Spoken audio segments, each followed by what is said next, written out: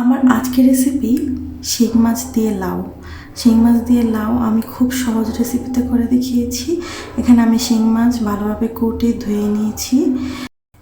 আর পাতিলে তেল দিয়ে আমি তেলটা গরম হলে পেঁয়াজ দিয়েছি। পেঁয়াজটা যখন এমন সফট বাদামি কালার হয়ে এসেছে তখন শিং মাছগুলো দিয়ে দিয়েছি। আমি শিং মাছগুলো আলাদা করে ভাজিনি, এভাবে পেঁয়াজের সাথে একটু ভাজা ভাজা করে নিচ্ছি যাতে শিং মাছের একটা কাঁচা স্মেল না থাকে। আর এখন দিয়ে দিয়েছি 1 টেবিল চামচ আদা রসুন বাটা। আদা রসুন বাটা আর শিং মাছটা আমি আরও একটু ভালোভাবে তেলের সাথে ভেজে নিব। ভাজা হয়ে গেলে আমি দিয়ে দিচ্ছি সামান্য একটু পানি।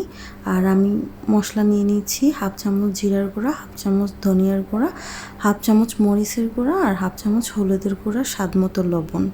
সবগুলো মশলা আমি একসাথে দিয়ে দিয়েছি। নেড়ে চেড়ে একটু কষিয়ে নিব।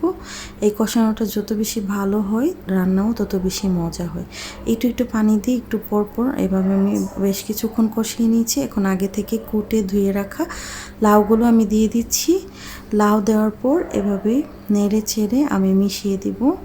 আর অবশ্যই এখন আমি কোনো পানি দিব না।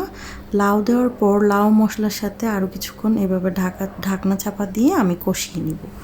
লাউ থেকে কিছু পানি বেরিয়ে এসেছে। এখন আমি আরও কিছুক্ষণ এই পানিটার সাথে লাউ আর একটু ভালোভাবে নেড়ে ছেড়ে কষিয়ে নিব। পানিটা হালকা একটু শুকিয়ে এলে তারপর আমি এখানে আবারও পানি অ্যাড করে দিয়েছি। এভাবে করে আমি কিছুক্ষণ রান্না করব। লাউটা যখন সিদ্ধ হয়ে যাবে ততক্ষণ পর্যন্ত। লাউটা সিদ্ধ হয়ে এলে আমি কাঁচামরিচ আর ধনিয়া পাতা দিয়ে দিয়েছি। আমার রান্না কমপ্লিট হয়ে গেছে। অবশ্যই এভাবে ট্রাই করবেন। আল্লাহ হাফেজ।